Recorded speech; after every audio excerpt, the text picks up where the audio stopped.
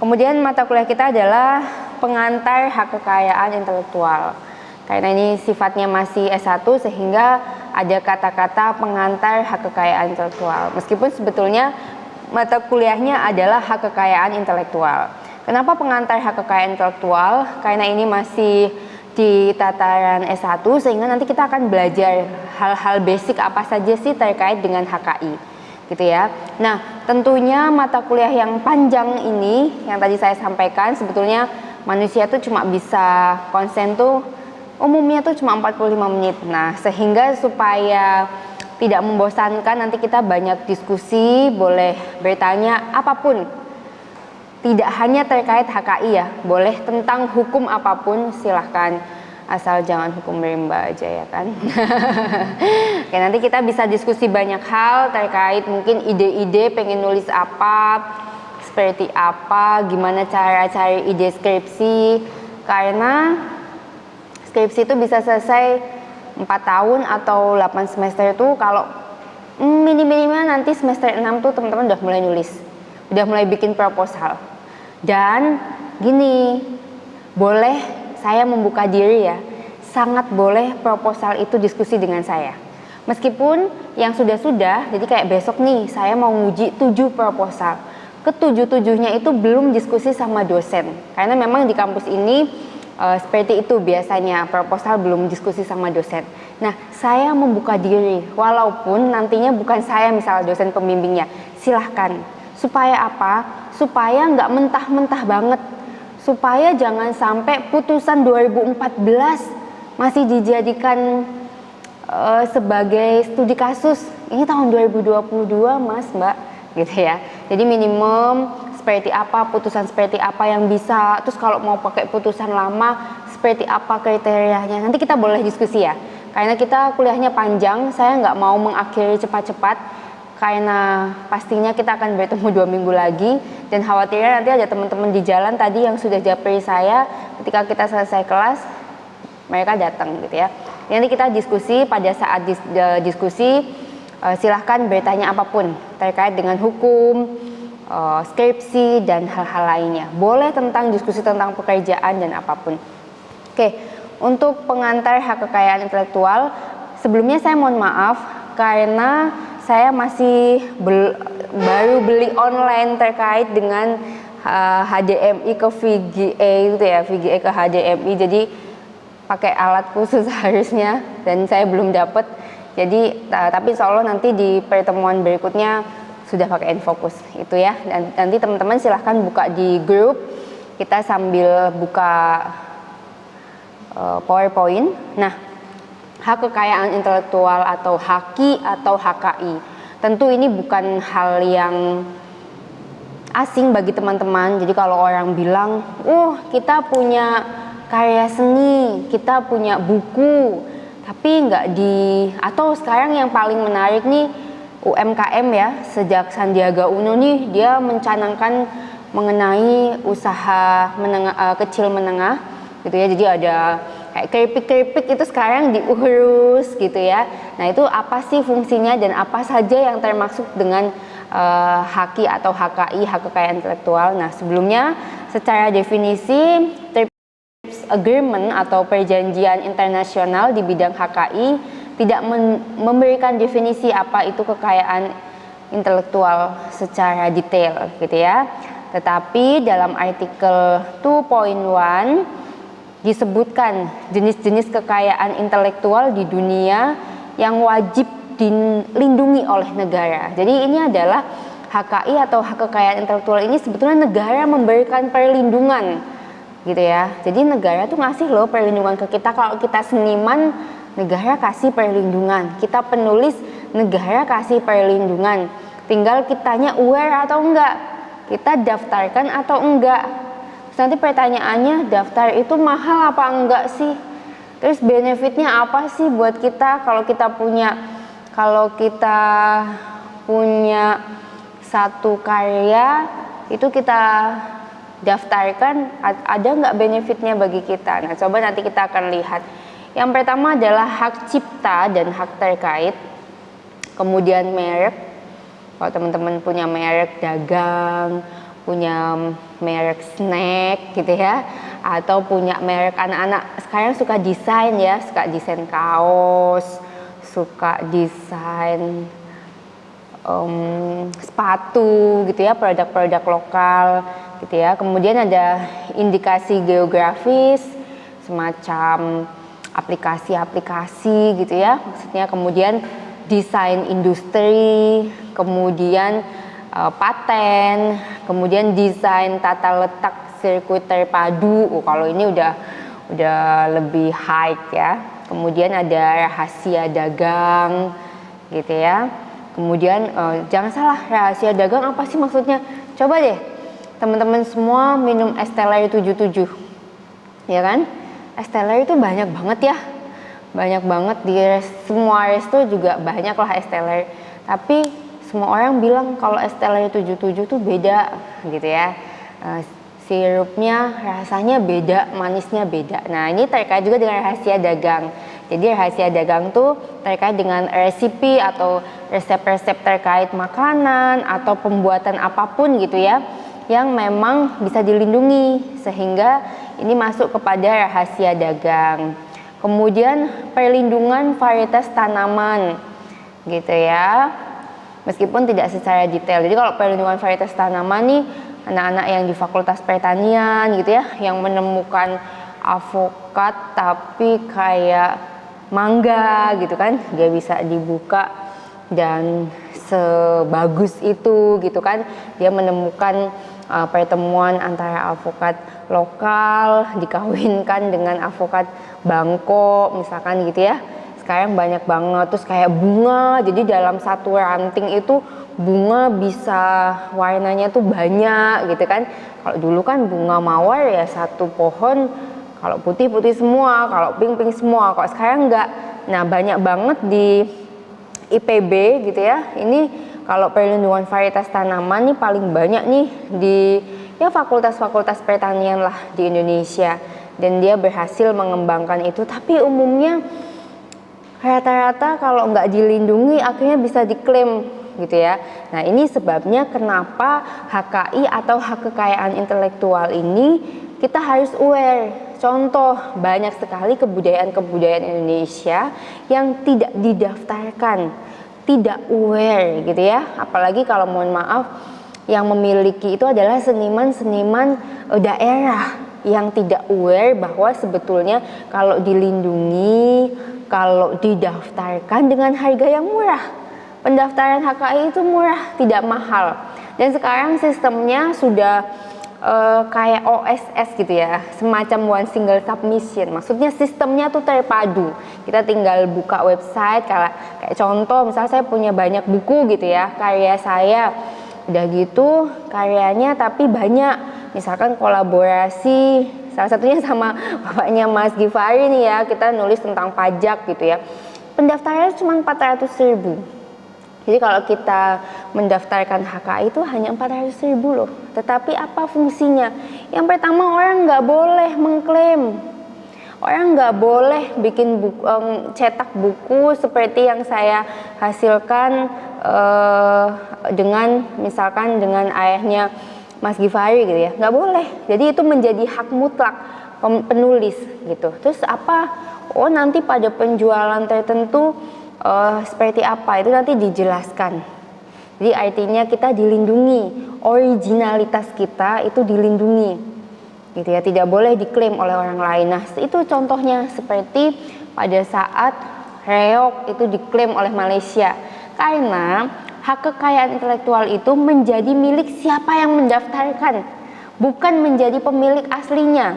Walaupun yang punya itu Indonesia pertama, yang daftar itu Malaysia, siapa yang punya kewenangan? Dia yang mendaftarkan.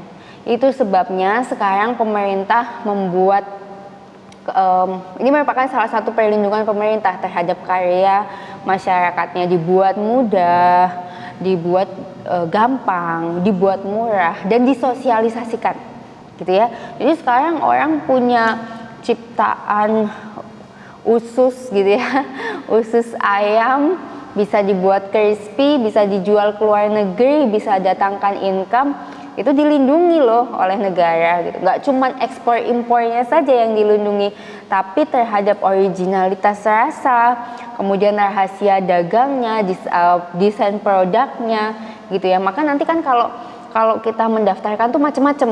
Apakah kita daftarkan mereknya, kita daftarkan rahasia dagangnya, kemudian nanti kita daftarkan juga perlindungannya, misalkan tadi terhadap tanaman gitu ya. Jadi nanti tuh banyak. Tapi sebetulnya mudah. Mungkin yang dianggap tidak mudah itu memang untuk orang-orang yang mohon maaf belum terbiasa dengan sistem online. Misalkan mereka yang punya bisnis tetapi mungkin mohon maaf sudah agak tua, nggak melek teknologi gitu ya. Jadi itu perlu dibantu gitu ya. Karena memang ya agak sedikit harus upload beberapa hal lah. Kayak contohnya buku. Kalau dulu tuh ada namanya, kalau teman-teman baca buku di belakang tuh selalu ada kayak barcode gitu ya. Selalu ada barcode di belakang buku gitu ya, yang kayak gini-gini lah, ya kan? Tahu kan? Nanti di sini ada number, misalkan kayak gini, gitu ya. Itu namanya ISBN gitu ya. Kalau dulu ISBN tuh gampang banget gitu. Kalau sekarang agak lebih rumit karena kalau yang sebelumnya kita tinggal masuk ke Perpusnas, ke website Perpusnas gitu ya. Kalau kita bikin buku, kemudian kita upload gitu ya, kemudian ya kita kita tulis persyaratan-persyaratannya selesai.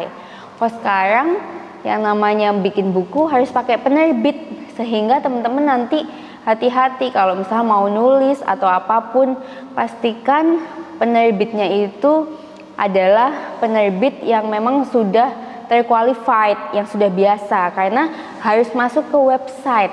Jadi kalau kayak saya punya PT namanya PT Kaya Ilmu Bermanfaat, ngurus ISBN, nanti mesti masuk ke website. Dan website itu website perusahaan yang saya miliki. Karena nggak semua perusahaan itu punya website. Sedangkan website itu kita harus daftar, kita harus bayar maintenance-nya gitu ya. Nah itu juga nanti yang harus diperhatikan sama teman-teman. Kalau teman-teman ngambil S2 atau S3, kalau teman-teman mau nulis jurnal ilmiah, biasanya kalau mau lulus S2 atau S3 itu ada namanya jurnal ilmiah baik nasional maupun internasional. Pastikan websitenya itu dikelola dengan baik. Karena nggak jarang saya nulis, saya ada 2 kali pengalaman buruk dari 7 kali saya nulis jurnal internasional. Ada jurnal internasional yang nggak masuk Scopus ya, tapi dia hanya sifatnya proceeding antara 2 kampus. 1 tahun itu hilang, memang nggak mahal biayanya, 2,5 juta, tapi 2 hilang kan nyesek juga gitu ya, lumayan. Nah, jadi harus dipastikan jurnal-jurnal itu di maintenance websitenya. Nah ini termasuk dalam HKI juga, banyak yang nakal-nakal gitu, yang dia cuma maintenance 1 tahun hilang. Sedangkan kalau kita pakai Scopus itu seumur hidup kita, mungkin kita udah mati juga jurnal kita masih ada. Jadi itu yang harus diperhatikan. Jadi dengan adanya HKI itu kita sebagai seseorang yang mempunyai hak kekayaan intelektual itu terlindungi originalitasnya, terlindungi juga keamanannya gitu ya. Artinya kita memastikan bahwa produk kita, bahwa hasil karya kita itu benar-benar original. Nah itu sebabnya kenapa sekarang skripsi itu ada tes Turnitin. Fungsinya apa sih? Supaya kita memastikan bahwa tulisan kita ini bukan tulisan yang plagiat. Jadi justru jangan sampai nanti Mas Mbak bikin skripsi gitu ya, isinya udah banyak ditulis orang gitu loh. Pasti akan dibantai oleh para penguji. Sehingga sekali lagi saya membuka diri kalau Mas Mbak mau diskusi sama saya, terlepas saya akan jadi dosen pembimbing atau tidak. Karena saya selalu sampaikan, kalau saya di kampus, tujuan saya bukan mencari keuntungan, tapi mudah-mudahan tujuan saya adalah sama-sama berbagi ilmu. gitu ya. Artinya saya juga mengambil ilmu dari mas mbak semua terkait dengan backgroundnya masing-masing gitu kan. Nanti mau menulis apa, intinya jangan sampai nulis yang sama. Tujuannya apa? Supaya terbiasa dengan originalitas penelitian. Oh berarti nggak boleh kopas Bu? Boleh, siapa bilang nggak boleh? Tapi nggak boleh plek jiplek. Plek jiplek tuh apa? Itu bahasa Jawa ya. Plek jiplek tuh maksudnya nggak boleh sama banget. Jadi kalau footnote-nya itu kita lihat di website seperti itu, ya disesuaikan dengan isi dari skripsi kita. Nggak mungkin kita tuh nggak pakai buku orang lain sebagai referensi, nggak mungkin kita nggak buka Google, nggak mungkin kita nggak buka Google Scholar untuk penulisan kita, itu nggak mungkin. Tapi bagaimana itu tetap bisa aman, yaitu jangan sama banget. Terus teman-teman memastikan, teman-teman nih, pastikan nih, kalau mau nulis justru cari dulu di Google, udah ada belum tulisan yang kayak gitu. Kalau udah ada jangan dilanjutkan, oke? Kayaknya jangan nanti pasti nggak akan bisa dilanjutkan ke tahap selanjutnya dan banyak proposal yang harus ngulang. Jadi saya nggak mau ada proposal ngulang ya. Mudah-mudahan kita bisa bersinergi karena alhamdulillah di semester sebelumnya ada sekitar 11 orang yang bahkan tuh saking semangatnya datang ke kantor saya, datang bawa proposal gitu ya. Masih bentuk, saya bilang yang mau coret-coret apa, maksudnya nggak usah rapi-rapi, nggak usah dijilid apa. Alhamdulillah mereka bisa tepat waktu gitu loh. Jadinya mereka proposal juga nggak mesti ngulang gitu. Jadi saya sangat membuka diri untuk kita bisa diskusi gitu ya. Nah selanjutnya, di slide selanjutnya ini kita akan masuk kepada pengertian. Nah, HKI atau hak kekayaan intelektual ini tujuannya untuk memberikan hak ekonomi. Jadi nggak cuma perlindungan aja, tapi diberikan hak ekonomi atas satu karya ilmiah yang memiliki nilai komersial. Gitu ya. Makanya, tapi gini ya, jangan mikirnya, oh kalau kita daftarkan HKI-nya nanti kita bakal kaya. Gitu. Karena kekayaan kita atau hak ekonomi kita ya sesuai dengan nanti penjualannya. Makanya kalau seniman-seniman tuh yang karyanya mahakarya gitu, mereka bisa sampai kaya gitu kan. Mereka izin, mohon maaf, sampai meninggal pun anak cucunya masih bisa ngerasain. Kayak misal Kus Plus, mungkin teman-teman nggak tahu ya, itu band-band lama gitu ya, yang legendaris yang udah meninggal, HKI-nya. Terus kalau misalkan ada kayak sekarang banyak banget tuh di YouTube yang kena copyright, misal saya punya YouTube channel. Nanti teman-teman bisa follow YouTube channel saya, namanya Kamu Hukum gitu ya. Nyambung Kamu Hukum itu bahas isu-isu yang update, cuman memang udah agak lama nggak update gitu ya. Nah ini bisa Kamu Hukum atau bisa lihat di IG saya ya. Nah, karena ini dosennya milenial jadi mesti follow IG saya. Tina Amelia 3108. Nanti silahkan di follow. Jadi di situ biasanya ada IG-nya juga ada Kamu Hukum, YouTube-nya juga ada Kamu Hukum, ada juga IG pribadi saya Tina Amelia 3108, boleh langsung di follow. Nah itu biasanya kita bahas hal-hal yang menarik gitu ya. Jadi kalau saya punya PT, semua udah saya daftarkan, saya punya hak kekayaan intelektual apapun udah saya daftarkan, berarti saya langsung kaya dong? Enggak juga. Jadi sebetulnya hak ekonomi itu, kembali lagi, hak ekonomi itu baru bisa didapat ya sesuai dengan selling point-nya. Memang paling banyak kalau HKI ini, kalau yang paling orang paham tuh terkait dengan hak cipta. Misal cipta lagu, cipta ya lagu-lagu lah ya, yang paling banyak tuh ya, music gitu ya, biasanya memang sangat dilindungi dan hak ekonominya tinggi kalau dia bisa masuk topeng, atau misal kalau movie itu bisa masuk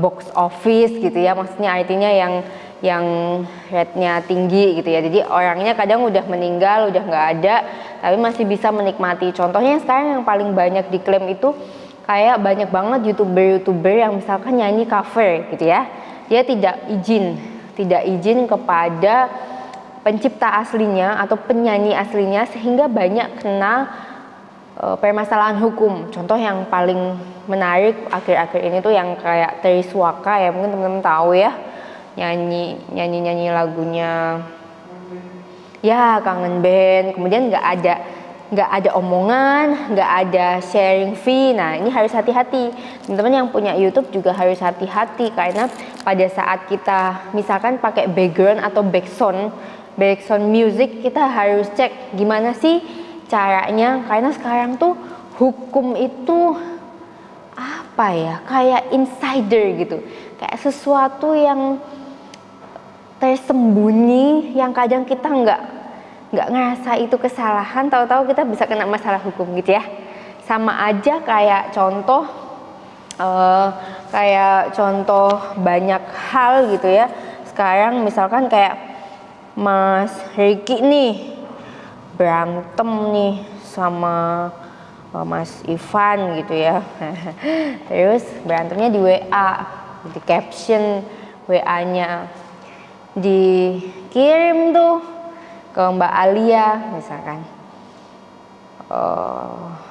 ngomongin temen gitulah atau seperti apa, ngirim screenshot WhatsApp aja tanpa izin orang yang diomongin, itu sekarang bisa kena undang-undang ITE ya kan. Jadi kita tuh bener-bener harus hati-hati kan. Jadi kalau ada zaman dulu tuh bilang mulutmu harimaumu, saat ini kayaknya jempolmu tuh harimaumu gitu ya. Jadi kita mesti hati-hati banget, karena seperti kayak hal yang memata-matai kita tadi gitu. Kita kadang nggak aware bahwa banyak sekali hal-hal yang sedang mengintai kita itu ya. Terus contoh paling gampang lagi, di daerah-daerah tertentu ada juga CCTV online gitu ya.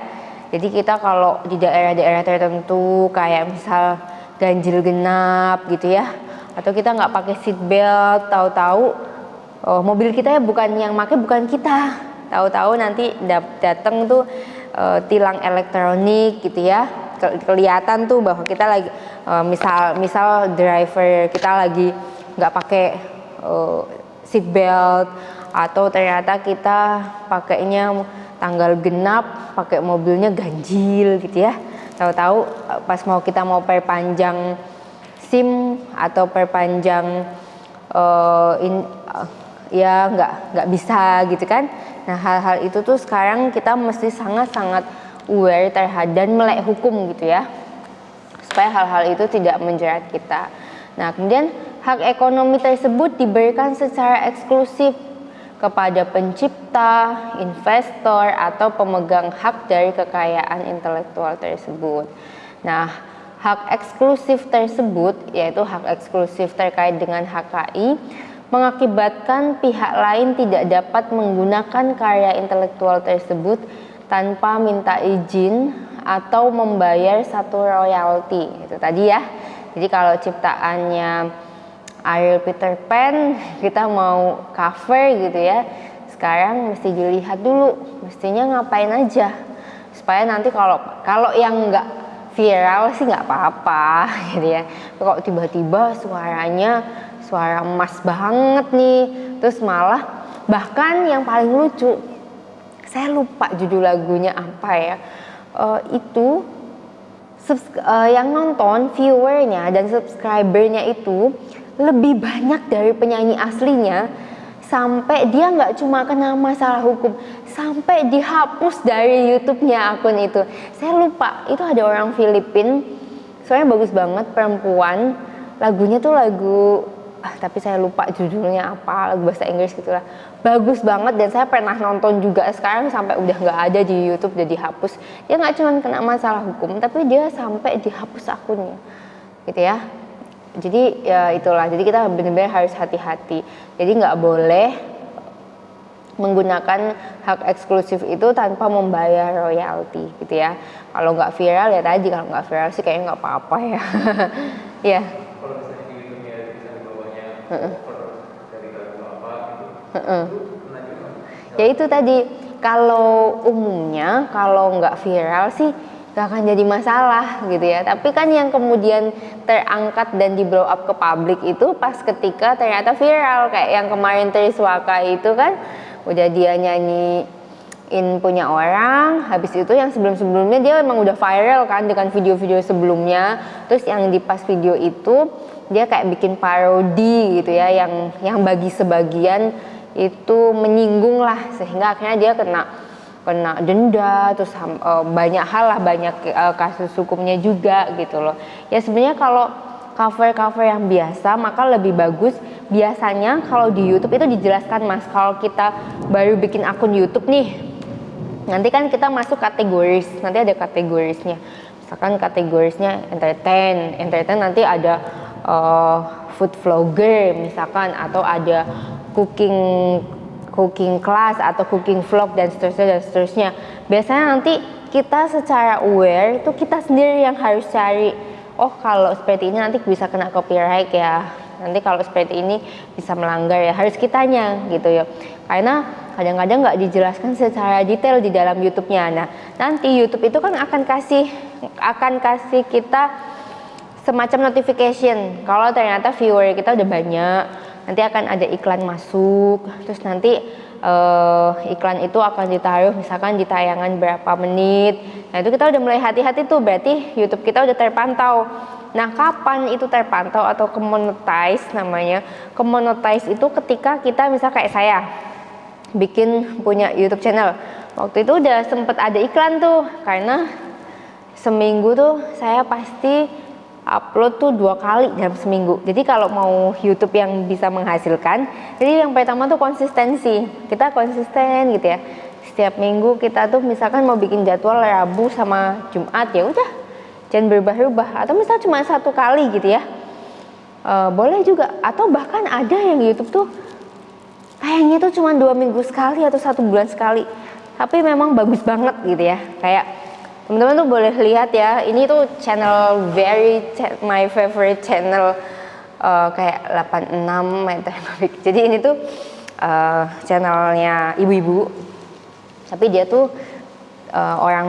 orang Vietnam, tinggalnya di Jerman gitu ya. Terus dia tuh suka gardening gitu ya. Dia itu kalau nggak salah ya, bisa kayak 15 hari sekali gitu. Tapi yang nonton tuh banyak karena memang estetik banget gitu. Itu emang dia seniman gitu kan. Dia emang seniman gitu. Jadi kalau misalkan dia bikin video masak atau berkebun, sukanya tuh housewife banget gitu, tapi bagus banget. Itu ya kayak gitu. Jadi dia selalu ngasih tahu juga di dalam YouTube itu bahwa kalau kamu kelola YouTube, kamu harus konsisten, kamu harus hati-hati dengan pelanggaran hak cipta, kayak gitu-gitu ya. Nah jadi kayak gitu, kalau yang cover itu sebaiknya seperti apa, nanti ada mas panduannya. Sebaiknya seperti apa, kalaupun cover itu ada ketentuan syarat dan ketentuan tertentu gitu ya.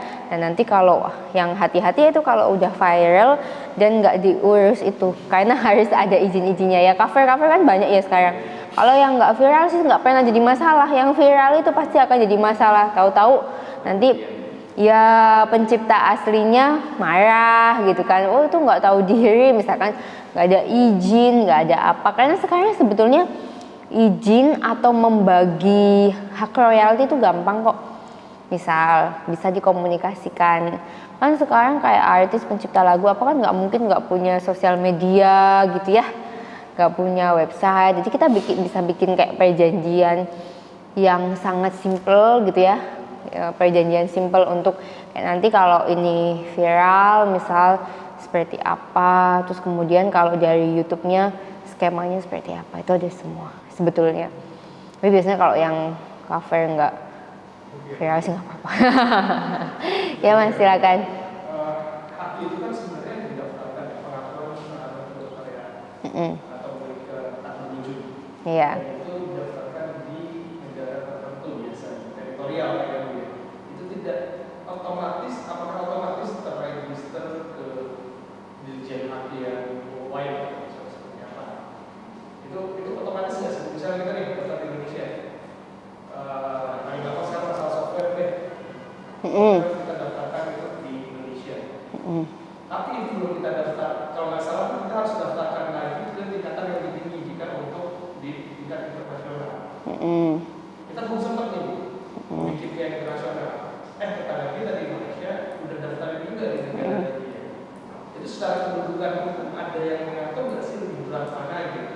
Oke. Atau ada arbitrasenya atau enggak dari penyelesaian sengketa ya.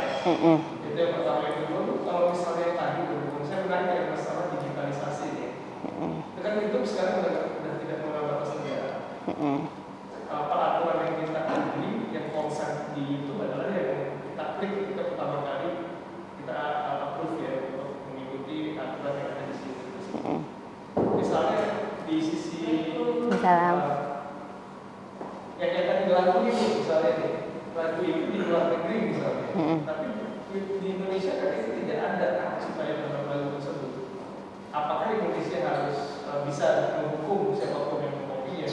Kebalikan dari yang tadi gitu, dari SN misalnya. Seperti kan di beberapa tersebut, karena sekarang hak itu kan sangat mendunia ya. Kalau dulu mungkin simpel, kita ngomongin Indonesia selesai gitu. Karena dengan penggunaan teknologi itu bisa lihat. Seperti apa itu? Oke, tadi pertanyaan yang pertama berkaitan dengan contohnya software. Nah, apakah pendaftaran terhadap HKI yang sifatnya sudah didaftarkan di Indonesia tapi pengennya punya satu pengakuan yang sifatnya internasional? Nah, seperti apa? Yang pertama, sebetulnya kalau masalahnya itu terkait dengan software, biasanya jarang dalam arti itu kayak gini. Seseorang menemukan satu software, seseorang lain menemukan software yang lain. Paling kan varietasnya itu agak mirip. Misalkan Apple itu dia punya program kayak Heartbreak. Jadi dia ada satu alat gitu ya.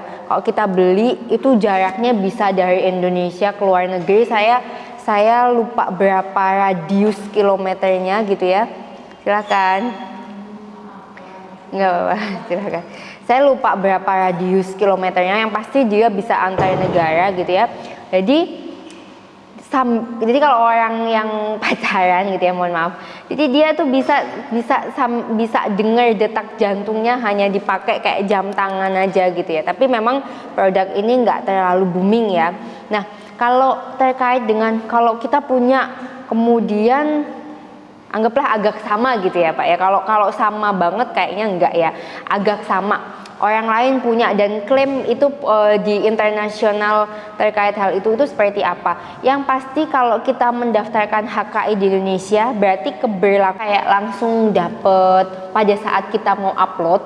Biasanya tuh sebenarnya kalau kita mau upload itu ada kayak nanti akan ada notification bahwa misalkan apa dibaca tuh nanti are you agree gitu ya. Jadi artinya sebenarnya YouTube sudah membantu kita loh, sudah membantu kita untuk biasanya dapat memang, tapi yang dapat notifikasi itu ketika sudah termonetize, sudah kelihatan oh ini memang misalnya ya, misal saya penyanyi gitu, penyanyi cover, wih ini memang udah viewernya udah banyak, subscribernya udah banyak, terus saya secara konsisten saya juga selalu upload itu rajin dan sesuai jadwal. Nanti akan muncul Pak notifikasinya bahwa Mrs. Tina misalkan kayak kamu kayak for berapa subscriber lagi and viewer lagi kamu akan dapat gaji dari YouTube kayak gitu-gitu ya. But for this video you have to keep your security with apa. Are you agree? Ya, mereka udah kasih lindungan kepada kita, tapi ketika mereka attention bahwa memang itu bagus. Tapi jadi nggak semuanya Pak. Jadi mereka udah kasih kayak warning ya, notifikasi kalau memang ini berpotensi menghasilkan hak ekonomi, dia akan dapat gajian dan seterusnya, itu seperti itu. Gitu. Itu tentang HKI. Terus ini sedikit pengalaman saya. Dulu tuh SMA tuh saya seneng banget nulis-nulis kayak novel, kayak gitu, romance novel kayak gitu-gitu ya. Nah, itu ada website khususnya juga. Jadi kita kayak bukan jualan, kita punya tulisan dan itu bisa menghasilkan uang. Nah itu memang dan nanti kita dapet tuh email dari US gitu ya, dari pengelola Google-nya kayak gitu ya, bahwa nanti kita diminta rekening, terus iya masuk bener, itu masuk ke akun pribadi saya sekian $, kayak gitu ya. Tapi tergantung pada orang yang baca gitu, jadi itu sama aja sama aja. Jadi kita juga dilindungi ketika tulisan kita itu karena memang scope of writer-nya itu terbatas gitu ya. Jadi dilindungi. Terus kemudian kita ada pernah juga misalkan ada award-nya, kita diundang ke sana kayak gitu-gitu tuh ada, dan itu benar ya, dan itu legal gitu, semuanya ada. Jadi ada agreement-nya, kita dapat uang segini juga kita ada agreement-nya, dan dipastikan website-nya itu legal atau resmi gitu ya. Nah seperti itu Pak. Oke, mungkin sampai sini masih ada pertanyaan, silakan sebelum dilanjutkan tentang HKI. Sebelumnya untuk yang baru datang, saya mohon maaf belum bisa menayangkan, tapi semuanya udah masuk ke WhatsApp group ya. Oke, nanti bisa dilihat PPT-nya karena saya belum beli colokan yang sesuai dengan yang ada di kampus gitu. Dan kampus gak menyediakan laptop katanya, itu harus pakai laptop lama karena colokannya yang besar sekali gitu kan ya. Oke, jadi bisa dilihat dulu. Nah, saya lanjutkan. Nah, sehingga tadi itu bahwa untuk HKI itu kita harus minta izin karena berkaitan dengan hak ekonomi atau pembayaran royalti. Inilah yang memberikan keuntungan bagi pencipta atau pemilik HKI sehingga dia bisa mendapatkan keuntungan ekonomi. Nah, HKI atau hak kekayaan intelektual di atas yang tadi kita sebutkan ada merek, ada perlindungan terhadap varietas gitu ya. Nah, itu merupakan hak kebendaan. Tetapi hak kebendaan atas benda tidak berwujud gitu ya. Jadi sifatnya adalah ciptaan gitu ya. Sehingga ide, software, tapi yang kita daftarkan itu adalah idenya. Tapi ketika nanti terus berarti dia nggak berbentuk, ada dong yang berbentuk ya. Tadi kalau misalkan ternyata temuannya itu nanti bisa menghasilkan sesuatu, apakah software itu yang nanti juga bisa dalam bentuk chip misalkan kan gitu ya. Kemudian dalam kayak varietas tanaman itu dalam bentuk bibit tanaman gitu kan, ya itu kan akhirnya berbentuk. Tetapi yang kita daftarkan adalah bagaimana formulasi penemuan kita itu. Nah, bentuknya itu nanti ada dalam form tersendiri, tapi HKI-nya itu melindungi formulasi atau rumusan dari apa yang kita daftarkan gitu. Nah, jadi seperti hak kebendaan lainnya, HKI dapat diperjualbelikan, dapat diwariskan, dapat disewakan. Nah, itu tadi dapat diwariskan. Jadi ketika saya punya banyak sekali HKI misal, kemudian saya meninggal secara otomatis gitu ya, itu diwariskan kepada ahli waris saya. Sama seperti hutang, hati-hati ya.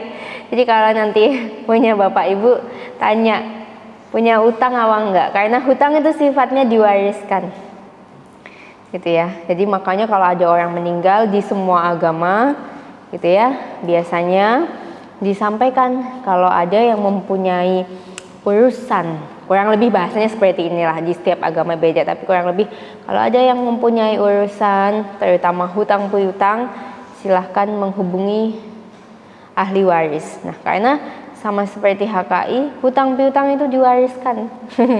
Jadi kalau punya orang tua yang udah mulai tua-tua gitu ya, ditanya punya utang nggak, mami sama papi punya utang nggak gitu ya, karena ini sifatnya diwariskan. Sama seperti HKI, biasanya pemilik hak kekayaan intelektual menyampaikan kepada ahli warisnya.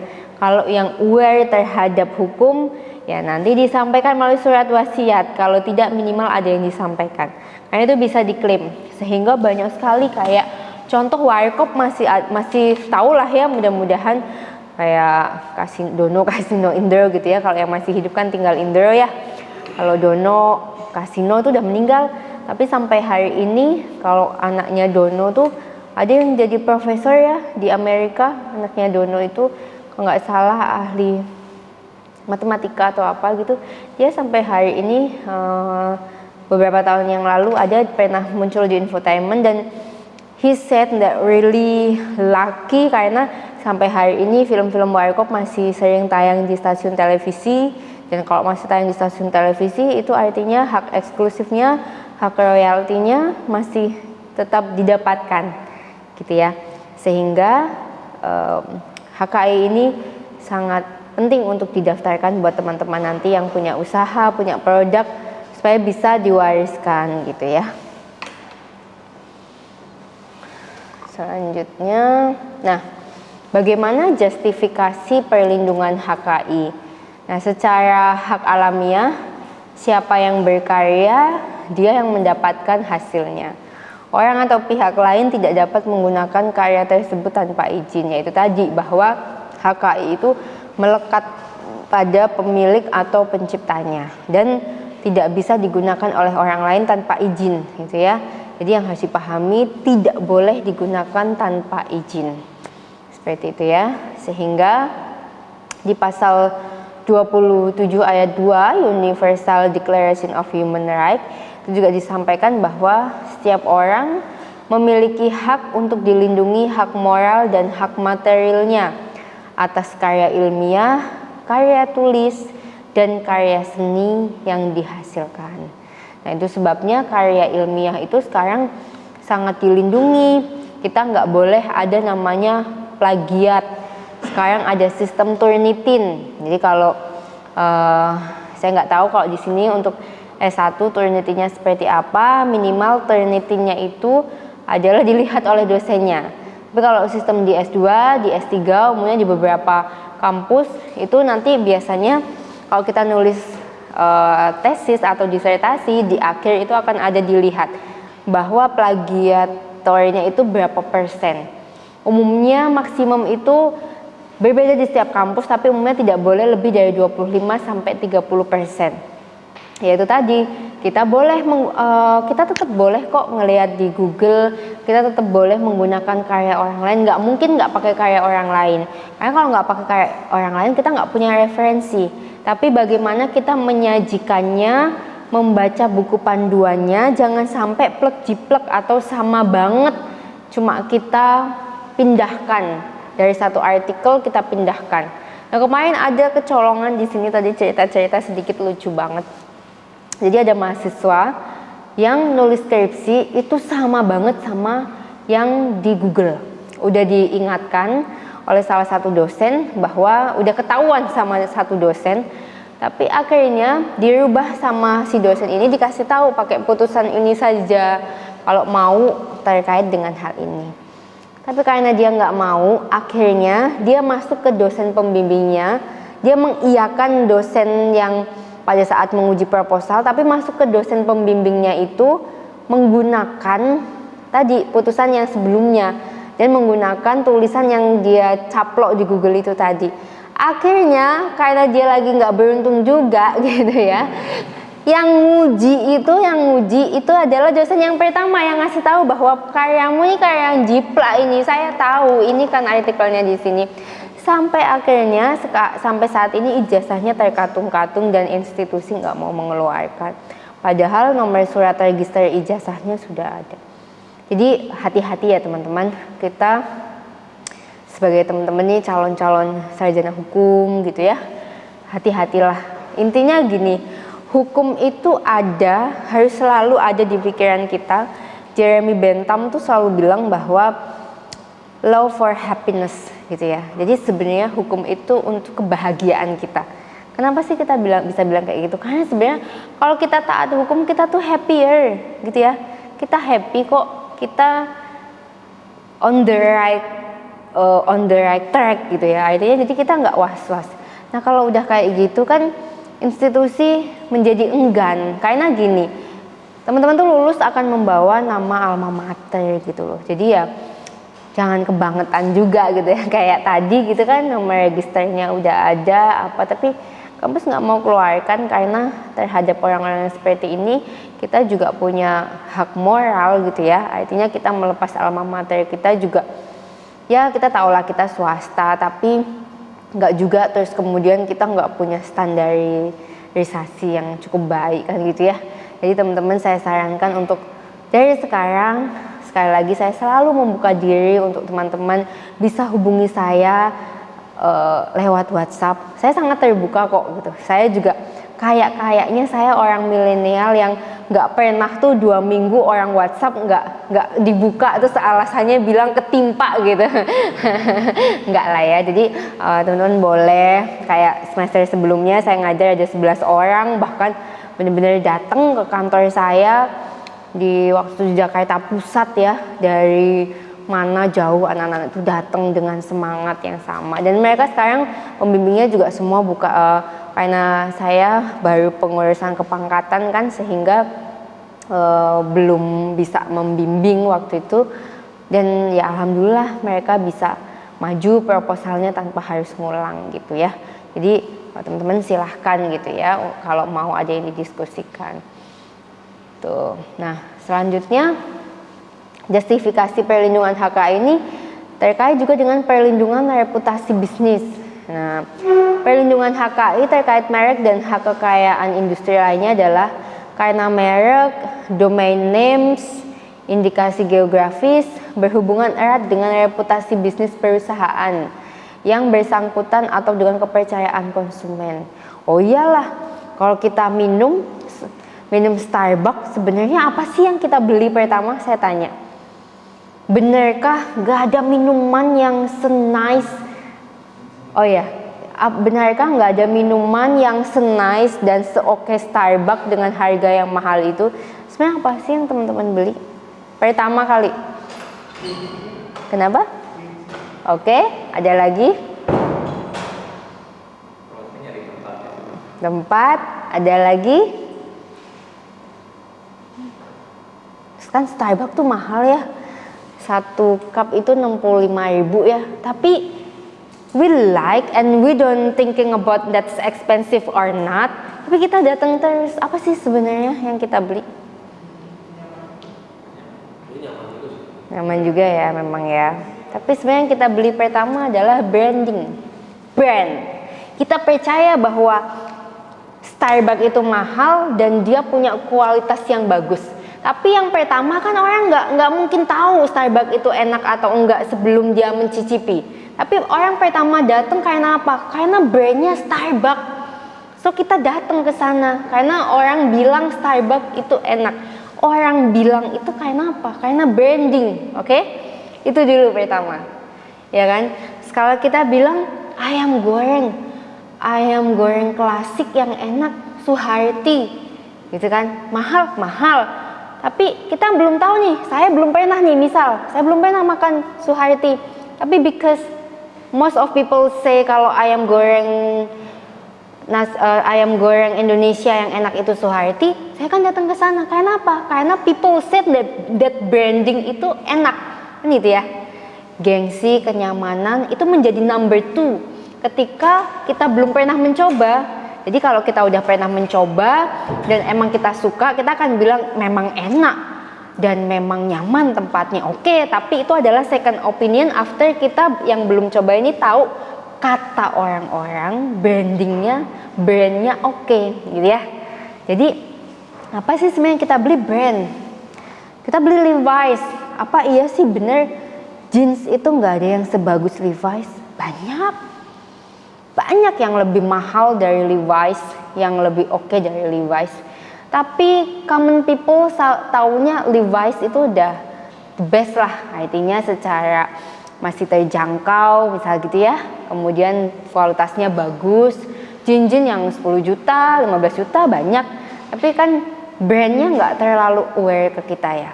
Terus nanti kita akan tanya, apakah merek-merek terkenal itu selalu beriklan? Tidak, coba Apple, ada nggak iklannya? Nggak ada iklannya loh Apple tuh. Tapi karena orang seluruh dunia agree bahwa brand ini oke, brand ini protect your personal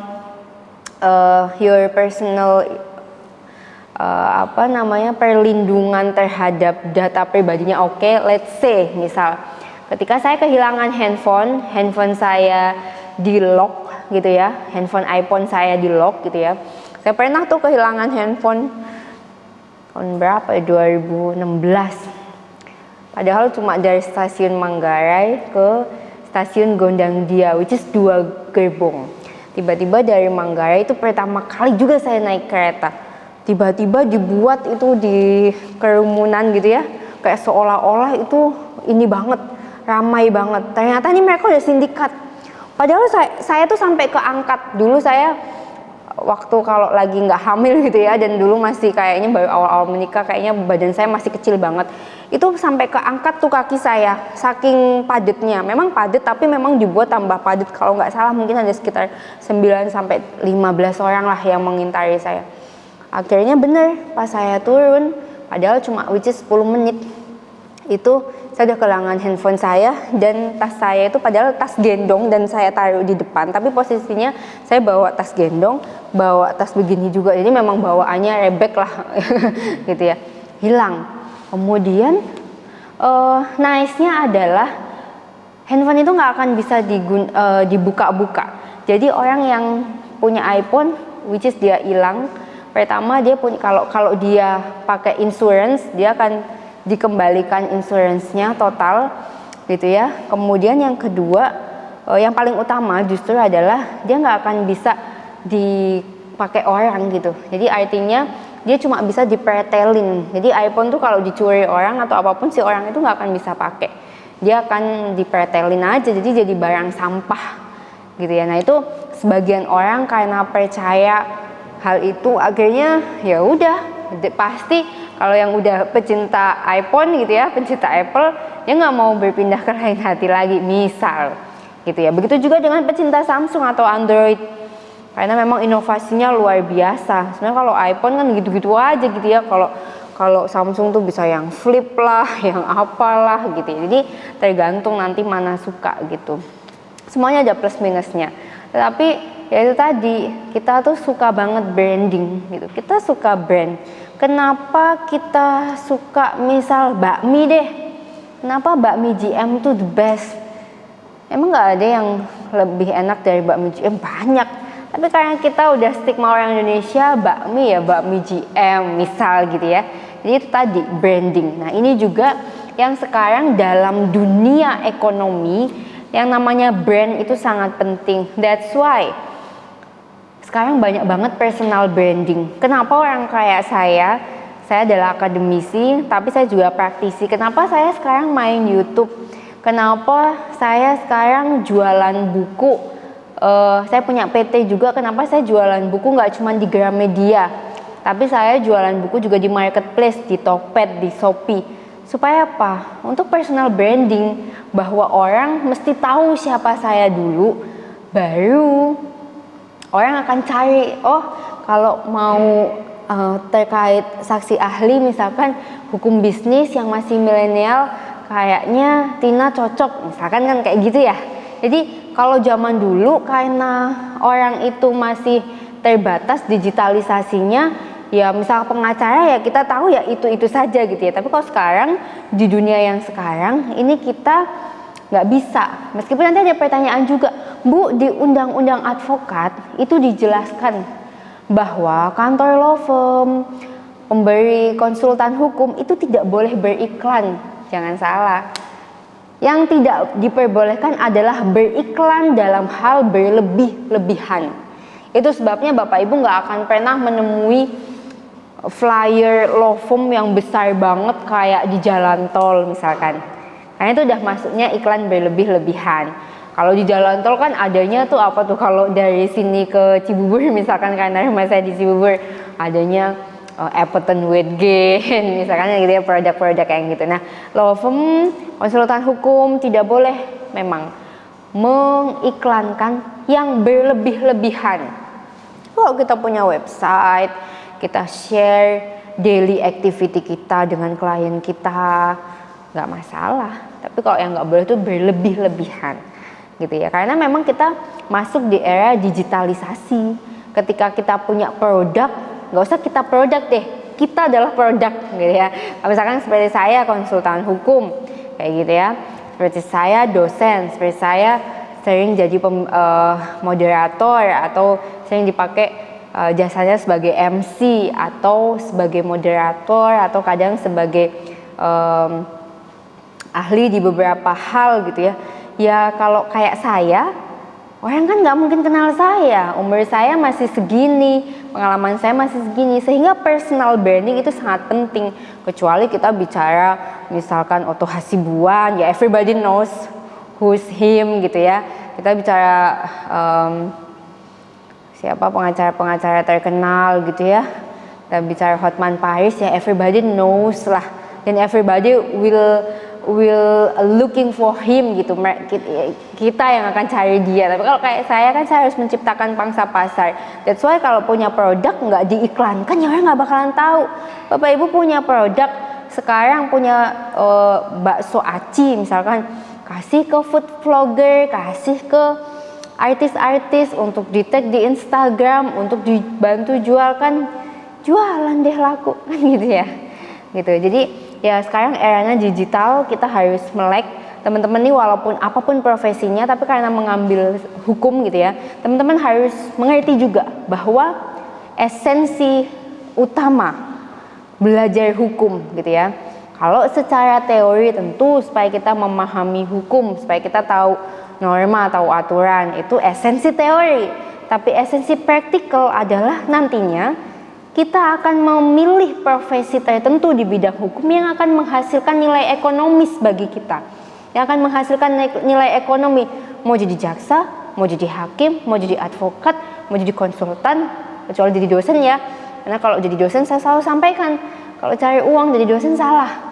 Karena kalau jadi dosen itu bukunya sak dos, duitnya sak sen. Jadi bukunya banyak, belajarnya banyak, uangnya sedikit. Karena apa? Karena memang bukan tujuan kita untuk cari uang di institusi ini, kan gitu ya. Tapi kalau mau profesi-profesi yang profesional, maka teman-teman harus memahami, lulus sarjana hukum, what next? Gitu ya. Apa yang akan saya lakukan? Jadi bukan sekedar saya belajar hukum untuk menambah hasanah dan wawasan, pret. Gitu ya.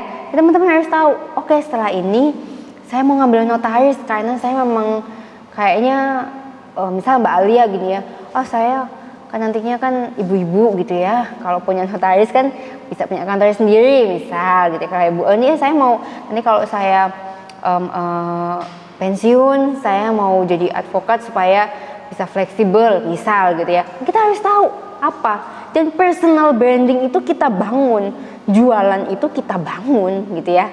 Atau kita mau jualan apapun deh, Mas Bambang dia punya CCTV, kalau nggak diiklanin ya orang gitu-gitu aja. Tahu Kak Jill nggak sih yang jualan horden yang rame di TikTok itu? Nggak tahu ya, nanti boleh cari lah. Dia itu jualan horden gitu ya. Mohon maaf, kalau horden itu biasanya yang jual orang-orang Timur Tengah gitu ya, karpet gitu ya. Ketika mereka belum kenal apa itu jualan online, ya mereka nunggu bola aja gitu kan. Kalau ada orang dateng, mereka jualan. Kalau nggak ada orang dateng, mereka nggak bisa getting profit.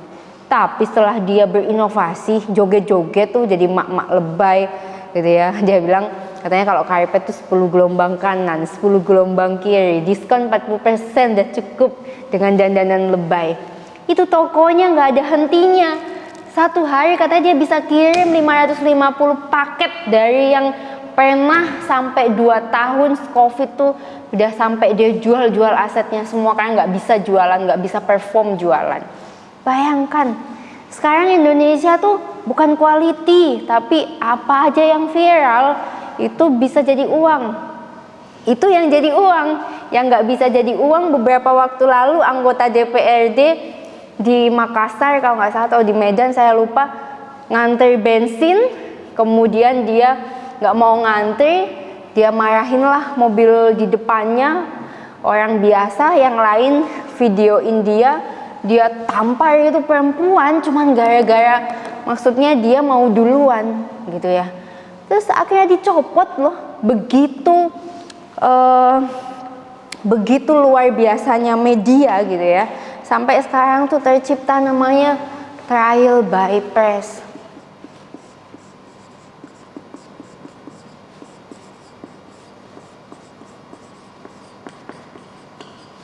Pengadilan yang tercipta karena adanya opini publik gitu loh. Jadi sekarang hakim, jaksa gitu ya takut nggak ngadilin hal-hal yang dibikin viral. Itu positifnya. Kita harus hati-hati, nggak boleh kita semena-mena anggota DPRD mukulin perempuan cuman karena dia buru-buru mau duluan. Direkamlah sama orang lain, viral, ternyata itu anggota DPR. Di tag sama Hotman Paris, dibilang Kapoldanya, dibilang ke Kapolri, dipanggil copot. Luar biasa kan trial by press. Tapi minusnya apa? Minusnya sekarang jaksa, hakim gitu ya, dan aparat penegak hukum yang lain itu tidak bisa secara objektif menilai kasus karena dia takut. Contoh kemarin saya lupa di mana ya, ada kucing dibunuh gitu ya, terus dibikin sate, terus sama pecinta kucing, sama cat lovers dibilang kan, kalau mohon maaf ya, kalau yang pecinta hewan yang fanatik itu kan gila banget ya, mau itu pecinta anjing, pecinta kucing, pecinta apapun lah, itu dia komunitas pencinta kucing nggak terima, sehingga akhirnya yang melakukan ini tuh sampai ditahan karena juga orang nggak mampu gitu. Padahal kalau dipikir-pikir bagaimana dengan hewan-hewan lain yang juga banyak dilakukan hal seperti itu gitu kan. Jadi sekarang trial by press itu menjadi sangat kuat. Bagaimana Bapak Ibu semua ingat ketika sosok-sosok seperti, ya I have to say sorry, saya selalu bilang ini di semua kelas bahwa ya presiden kita secara konstitusional adalah Jokowi, tapi sebenarnya kita adalah apa yang kita lihat, apa yang kita baca, dan apa yang kita dengar. Jadi sekarang presiden kita adalah media massa. Karena dari mulai melek mata sampai tutup mata kita buka handphone kita kan gitu ya. Makanya nggak aneh ketika tiba-tiba dulu bagi saya mengejutkan ada seorang wali kota misalnya tiba-tiba kemudian karena media massa yang sangat oke jadi presiden gitu ya, dan seterusnya. Kekuatan media massa itu sangat luar biasa. Kekuatan media massa sangat luar biasa. Bahkan dalam kasus-kasus hukum tertentu yang terkait dengan seksualitas anak misalkan, itu menjadi sangat kasihan karena anak-anak sekarang yang mengalami kekerasan seksual di blow up loh ke publik gitu ya. Padahal nanti pada saat persidangannya itu kan hal-hal yang sifatnya seksual itu pada saat pembuktian di persidangan itu sifatnya tertutup. Jadi kalau sifatnya kayak KDRT, pencabulan, pemerkosaan, itu sifatnya sidangnya tertutup. Bapak Ibu yang tidak berkepentingan tidak boleh masuk. Tetapi media membukanya, diberitakan si ini di sini, lokasinya di sini, kena kekerasan seksual oleh siapa, oleh ini. Hancur nggak psikisnya? Hancur Bapak Ibu. Makin gila nggak dia? Makin gila. Jadi sekarang media tuh sangat luar biasa gitu. Dia bukan seperti pisau, dia adalah pisau bermata dua gitu ya. Artinya dia bisa kasih nilai positif, bisa juga negatif.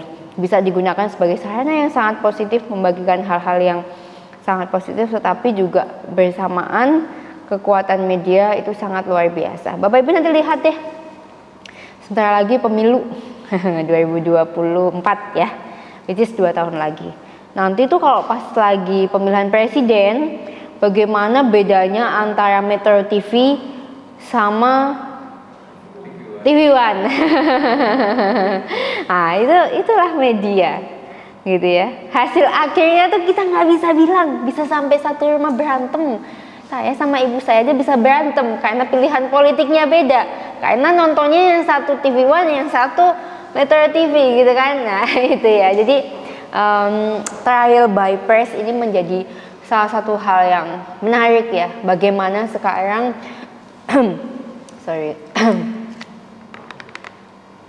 bagaimana sekarang politik hukum, pembangunan dan perkembangan hukum di Indonesia juga sangat dipengaruhi oleh media.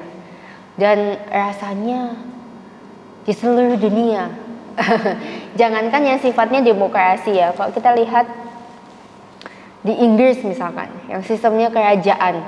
Bapak Ibu kalau sering nonton atau baca berita di Detik atau di CNN internasional itu akan lihat, jadi kalau di Inggris tuh ya muatan politiknya banyak gitu ya, Bahkan kehidupan pribadinya yang namanya Meghan Markle, Kate Middleton tuh hampir setiap hari jadi infotainment consumption umat manusia di seluruh dunia gitu kan, karena begitu menariknya dan menjadi selling point gitu ya. Dan jangan salah juga, media juga bisa menjadi hal yang sangat positif ketika hal-hal itu menjadi daya tarik bagi pembaca, sehingga mereka pasti pengen tahu sebenarnya di Inggris tuh kok kayaknya seru banget ya. Misal ketika Ratu Elizabeth meninggal aja, upacara kematiannya menurut saya gitu ya sebagai orang awam menarik banget ya. Kayaknya kita kalau next time kita punya uang trip ke Inggris kayaknya lebih seru deh. Misalkan kan kayak gitu ya. Jadi orang tertarik untuk trip. Bahkan yang paling amazing itu kan Bali. So much people come to every country dan nggak tahu kalau Bali itu Indonesia loh Bapak Ibu. Bapak Ibu boleh cari di YouTube. Banyak banget bule yang datang ke Indonesia, yang ke Bali, dan mereka pikir Bali itu bukan Indonesia. Saking freedomnya Bali, bahkan kalau di Bali itu kan ada beberapa pantai yang kayak private gitu, yang bisa disewa kayak Rent Island, yang Bapak Ibu bahasanya mohon maaf telanjang aja boleh kayak gitu kan.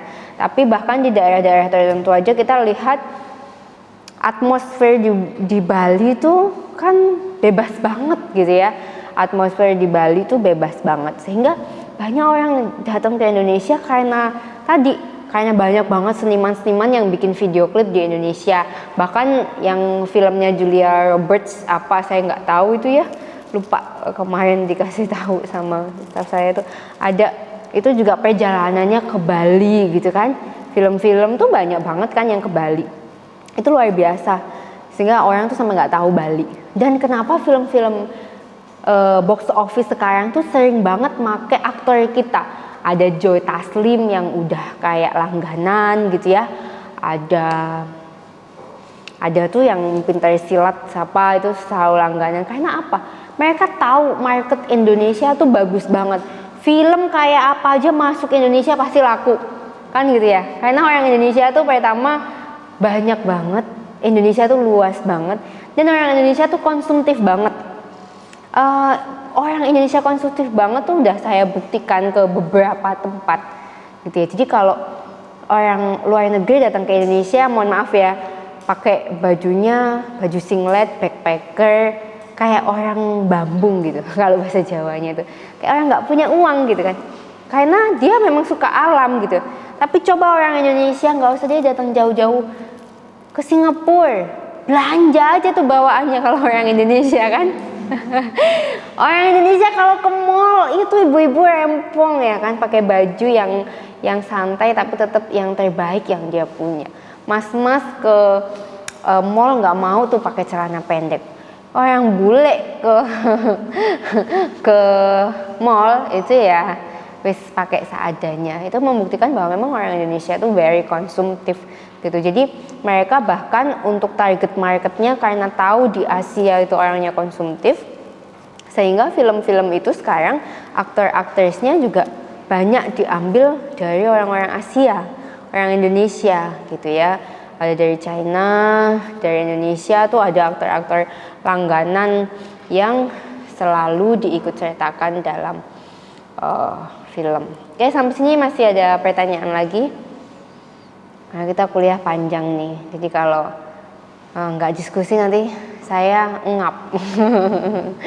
Silakan. Terus ada pertanyaan terkait dengan PHK. Iya, silakan. Jadi waktu itu saya pernah punya teman Yang belum ya. tahun 2020. Kemarin itu dia ada 2018, dia jual puding. Puding. Oke. Dia ada merek namanya Sweet Gill atau apalah. Dia punya saingan. Oke. Nah, nama saingannya itu dipakein sama dia 2018. 2020 keluar. Masih jadi rivalnya dia lah, jualan.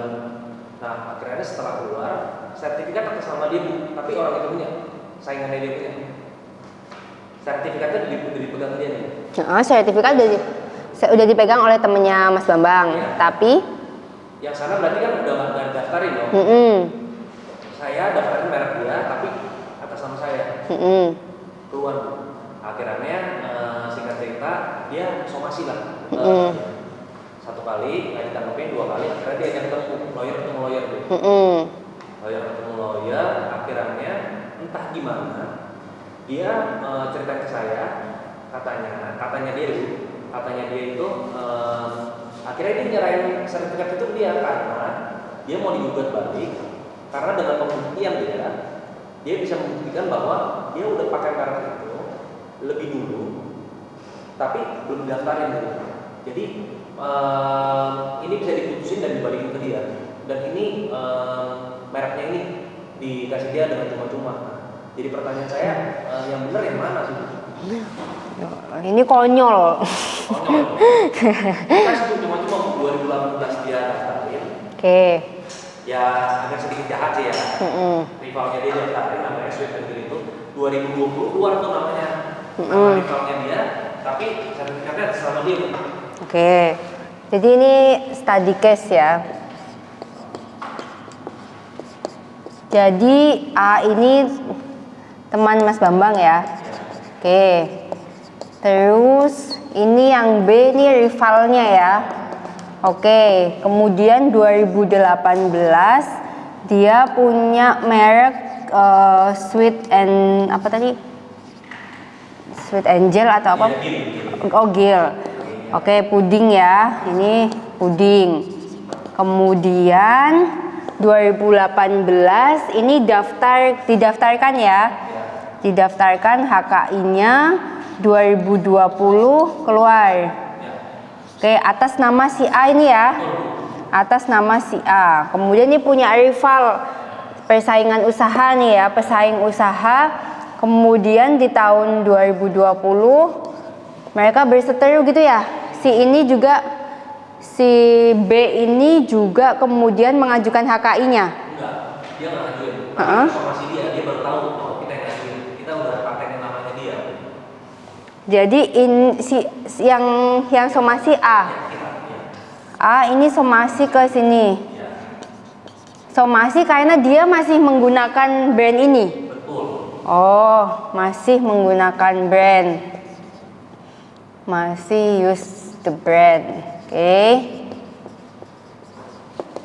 Kemudian di somasi 1, somasi 2, terus akhirnya meet up antar advokat gitu ya. Kemudian resultnya adalah hasilnya yang A ngalah. Result A kasih cuma-cuma ke B gitu ya. Udah selesai gitu aja. How stupid him. Pertama gini yang harus dijelaskan ya. I have to so sorry because I think ya, yang stupid ini advokatnya. Tapi saya belum bisa baca berkas, jadi saya nggak bisa ngasih tahu kenapa. Yang pasti gini Mas. Jadi kalau karena kita negara hukum, saya selalu bilang karena kita adalah Rechtsstaat ya, bukan Mahstat. Kalau ini kan jadinya Mahstat. Jadi kalau Rechtsstaat itu adalah negara hukum, kalau lawannya adalah Mahstat. Ini jadi kayak negara penguasa aja gitu. Jadi gini, kadang orang yang nggak ngerti hukum itu kan dikasih tahu sesuatu tuh akhirnya takut dan akhirnya menyerahkan dengan cuma-cuma. Saya masih bisa toleransi kalau menyerahkan cuma-cumanya ini tidak ada pertemuan antar advokat. Meskipun ini analisa saya adalah analisa yang dangkal ya. Kenapa saya bilang analisa dangkal? Karena saya nggak baca dokumen.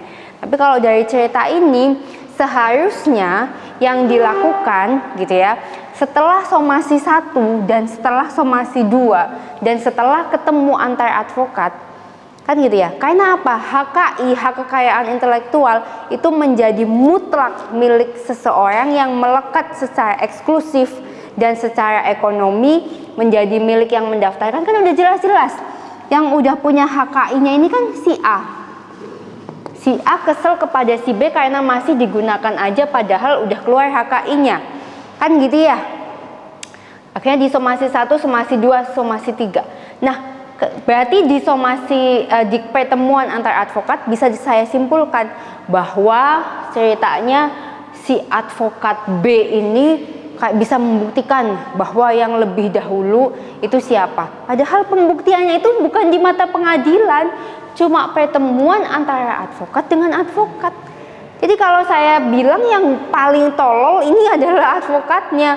Jadi harusnya langkah yang dilakukan ketika sudah ada surat peringatan 1 dan peringatan 2, apalagi dalam hal tadi, HKI itu bukan tentang siapa yang lebih dulu punya, siapa yang lebih dulu menciptakan, siapa yang lebih dulu mendaftarkan, dan siapa yang lebih dulu mendapatkan legalitas dari negara bahwa dia diakui sebagai pemiliknya. Ingat kan Reok Ponorogo punyanya orang Jawa Timur yang diklaim sama Malaysia? Bisa nggak kita klaim balik? Nggak bisa, karena yang daftarin dulu orang Malaysianya, kan gitu ya.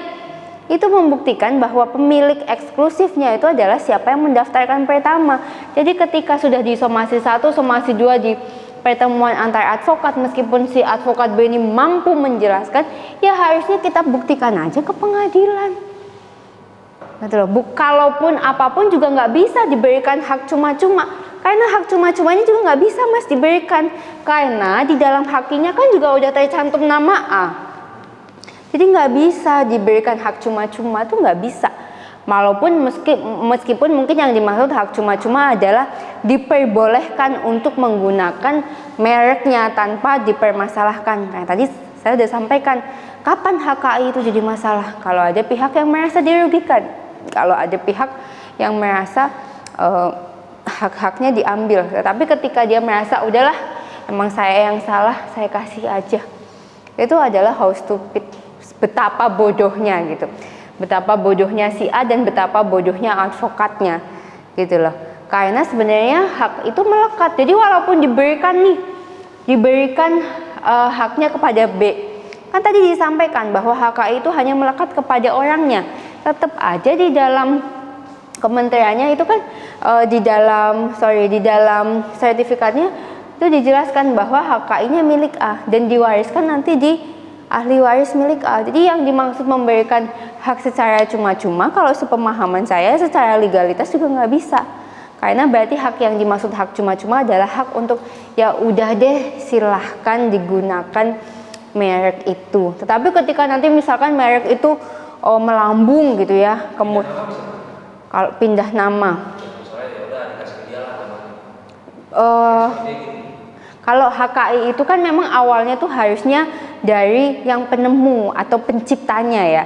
Ketika misalkan mau dirubah nama, ya nggak bisa Mas, bukan perubahan nama. Tetapi misalkan B punya produk yang hampir sama atau serupa, tetapi dia punya spesifikasi produk yang bisa gitu, apa yang hampir yang tetap ada perbedaannya. Karena tadi dibilang HKI itu eksklusif milik satu orang, tidak dapat diklaim, tidak dapat digantikan, tidak dapat dirubah, kan gitu.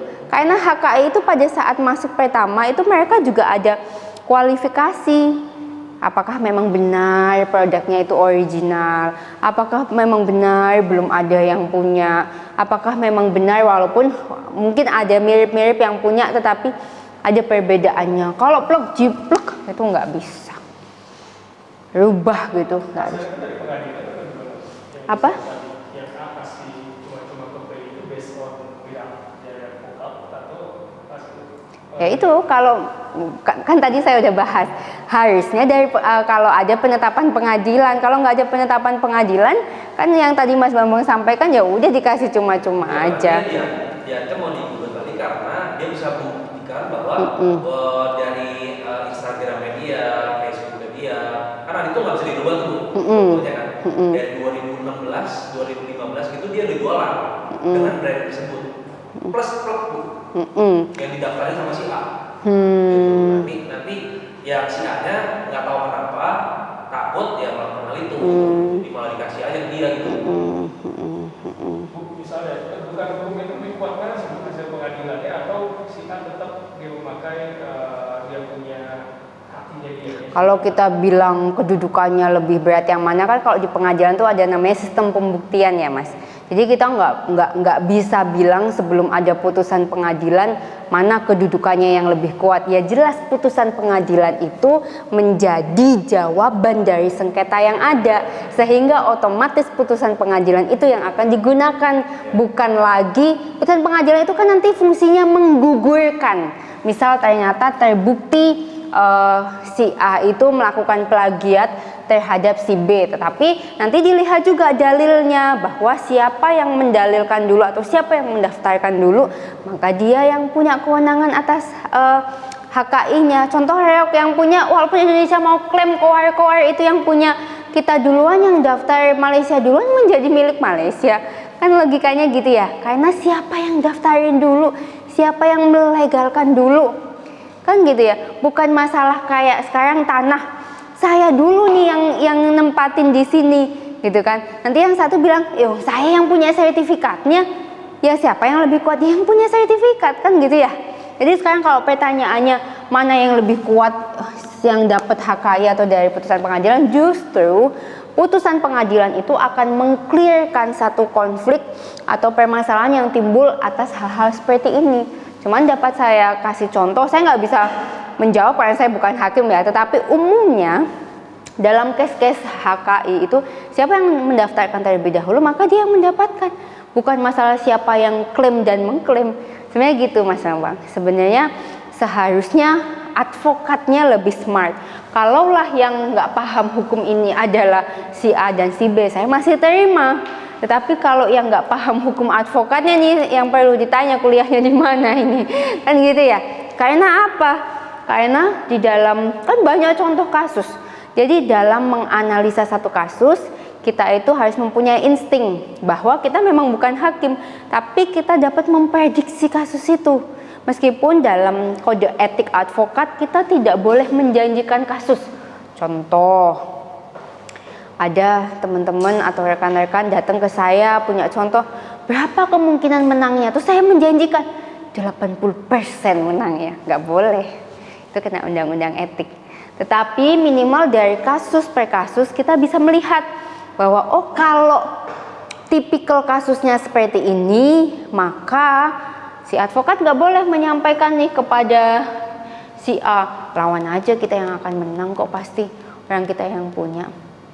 Nggak boleh ngomong kayak gitu. Tetapi paling tidak secara pribadi kita sebagai advokat, kita tahu bahwa banyak kasus-kasus seperti ini yang dimenangkan oleh siapa ya, yang punya legalitas duluan toh gitu. Jadi harusnya nanti kalau ada putusan pengadilan, justru putusan pengadilan itu akan menguatkan apakah memang si A ini sebagai pemilik tunggalnya karena memang dia yang sudah mendaftarkan, apakah memang B ini mampu membuktikan. Karena gini, bukan masalah mampu membuktikan, tapi karena lagi-lagi dalam HKI itu siapa yang mendaftarkan terlebih dahulu. Jadi minimal kita bisa prediksi. Harusnya advokatnya kalau memang mau fight, ya fight aja. Gitu ya. Jadi pertanyaannya bagus. Putusan pengadilan atau ini? Justru putusan pengadilan itu yang akan menjawab hal-hal seperti ini gitu. Jadi ketika ada apapun, contoh kemarin saya sampaikan juga di Waris Islam, ketika ada sengketa lalu masuk ke pengadilan, itu seperti apa? Ya putusan pengadilan itu yang akan digunakan untuk pembagian warisnya. Karena ketika ada orang yang bersengketa, baik itu menyelesaikan sengketanya itu di bani atau di pengadilan arbitrase gitu ya, itu yang akan menjadi pegangan hukum gitu. Oh tadi jadi ingat ya, pertanyaannya adalah kalau ada sengketa internasional diselesaikannya di arbitrase seperti apa? Umumnya kalau dia masih sifatnya, kalau bisnis ya, kalau sifatnya masih di ASEAN atau di Asia, biasanya kan kalau penyelesaiannya sifatnya arbitrase itu kan adalah sengketa yang disepakati. Misal kita tadinya berbisnis, kita ada sharing profit, saya 60, Bapak 40 misal, atau sebaliknya. Tapi ternyata saya one prestasi, saya melanggar, kan gitu ya. Maka kita bersepakat, kita akan menyelesaikan masalah ini tidak di pengadilan. Supaya apa? Supaya tidak diketahui oleh publik dan kita menyepakati arbitrasenya di mana. Misalkan di SIAK atau Singapore International Arbitration Center. Kita sepakat di SIAK atau kita sepakat di Indonesia, kita juga yang akan memilih arbiternya. Jadi kalau bani itu sifatnya seperti itu ya. Kalau di pengadilan kan kita nggak tahu siapa hakimnya, siapa panitranya, siapa jaksanya. Kalau di bani tidak. Nah, kalau di bani itu biasanya yang masuk ke arbitrase atau ke international arbitrase, mau di Singapura atau dimanapun itu, kita bersepakat arbitrase mana, kita bersepakat siapa arbiternya, sehingga tidak boleh arbiter itu dari pihak satu atau pihak sebelah, jadi harus disepakati bersama. Karena kalau arbitrase itu juga biayanya mahal. Biayanya itu percentage, biasanya 10% dari nilai konflik. Jadi kalau nilainya 100M, which is 10M kita keluarkan di bani gitu. Jadi tadi pertanyaannya saya jadi kelewat. Gitu ya Mas Bambang ya. Jadi harusnya pelajaran buat Bapak Ibu sekalian adalah jangan takut sama hukum deh, dan gak usah sotoy. Gitu ya. Kadang-kadang tuh kita ditakut-takutin orang. Ya kan? Iya, kita kadang datang. Iya. Iya, bisa juga. Karena gini, I have to say sorry ya, even saya advokat. Kita sempat lagi 300 juta Bu, cuma saya nggak mau. Ya bisa jadi. Itu kalau nanti masih butuh bantuan bisa ke tempat saya. Kalau saya sih gini ya, kalau saya ini juga prinsip sesuatu yang saya share hanya di kelas-kelas lah, kayak saya selaku akademisi gitu kan, bahasanya tuh gini ya, orang datang ke kita. Saya juga dapat ilmu ini belum lama lah dari teman-teman senior gitu kan. Orang datang ke kita tuh kan orang punya masalah ya, gitu kan. Kalau kita menjunjung tinggi kode etik tentu, kan tadi saya sudah sampaikan juga, bahwa ketika kita punya profesi pasti yang kita cari adalah salah satunya yang utama adalah profitable. Bagaimana kantor hukum kita mampu menghasilkan profit, itu betul. Tapi bagi saya menjadi lucu ketika orang kayak gini nih, ini namanya oknum pengacara. Saya nggak bilang ini advokat, saya bilang ini oknum. Why? Karena setidak-tidaknya kalau saya bahkan beberapa kali menolak kasus gitu ya. Menolak kasus tuh dalam arti, kalau advokat kan nggak boleh menolak kasus. Menolak kasus tuh dalam arti seperti ini. Kasus itu tidak sesuai dengan saya. Misal, pernah datang seseorang kepada saya berseteru dia dengan ayahnya, dengan papanya, which is anak dan orang tua. Ada masalah puluhan miliar. Lalu si bapak ini karena orang asing yang udah biasa kalau tinggal di luar negeri mungkin atau seperti apa, menurut dia biasa banget kalau ada sengketa itu lapor ke pengadilan. Mungkin menurut dia pengadilan di Indonesia tuh kayak pengadilan di luar, orang ibu dan bapak atau anak dan bapak itu berseteru tapi habis itu biasa-biasa aja. Si bapak pinjam uang ke anak yang sisanya sekarang tuh kisaran saya lupa 3 atau sampai 5M gitu ya. Tapi bapaknya nggak mau mengembalikan karena alasannya force majeure, COVID dan pandemi dan seterusnya. Padahal sudah ada perjanjian bahwa setiap bulan tuh ada 2,5% dan 2,5% tuh kalau sesuai aturan saya lupa 1,5 atau berapa persen. Pokoknya seingat saya itu masih sesuai kok dengan peraturan perbankan di Indonesia. Itu artinya sebenarnya pinjam meminjam antar anak dan bapak itu masih legal gitu kan, masih sesuai dengan bunga yang berlaku di perbankan Indonesia. Yang pertama, yang kedua, bapaknya pokoknya baru mau bayar kalau ada putusan pengadilan. Jadi si anak ini harus ngajuin gugatan ke pengadilan. Padahal udah pasti jelas itu bapaknya ya harus bayar gitu loh. Datanglah si anak ke saya. Saya bilang, udah Pak, kalau saya pengacara yang mata duitan, besok juga saya bikinkan laporan polisi Bapak untuk melaporkan ayahnya Bapak. Gitu ya. Kok saya pengacara yang mata duitan. Tapi yang pertama yang kasihan Bapak harus bayar saya mahal, Bapak harus bayar uang koordinasi supaya kasus Bapak itu naik. Kan gitu ya, di Indonesia orang lapor ke polisi dimintai berita acara pemeriksaan aja, kalau nggak tempel-tempel itu nggak akan diketik-ketikan. Kalau saya bicara fair apa aja nih ya, bukan saya menjelekkan aparat penegak hukum. Saya bilang, udahlah, gini aja, Bapak janjian sama Bapak janjian aja sama papanya Bapak. Nanti saya datang sebagai mediator. Kalau nanti sukses baru Bapak bayar saya. kan gitu ya. Karena bagi saya nggak worth it megang kasus walaupun nilainya ya lumayan lah, kalau 3M, kalaupun nggak bayar saya nanti bayarnya success fee-nya aja gitu kan. Kalau saya prinsipnya orang datang ke saya tuh orang punya masalah, lagi utang piutang, lagi nggak punya duit, terus disuruh bayar ke saya 300 juta misal, ya kabur dia ya kan. Yang saya sampaikan adalah bayar saya sekian aja untuk uang transport, nanti fee-nya ke saya kan gitu ya. Nah sama seperti ini, saya bilang ini oknum gitu loh. Jadi kadang tuh mohon maaf kalau kita datang ke tempat yang salah, maka kalau bapak ibu punya masalah gitu ya, coba deh datang ke 2 orang atau lebih supaya punya second opinion.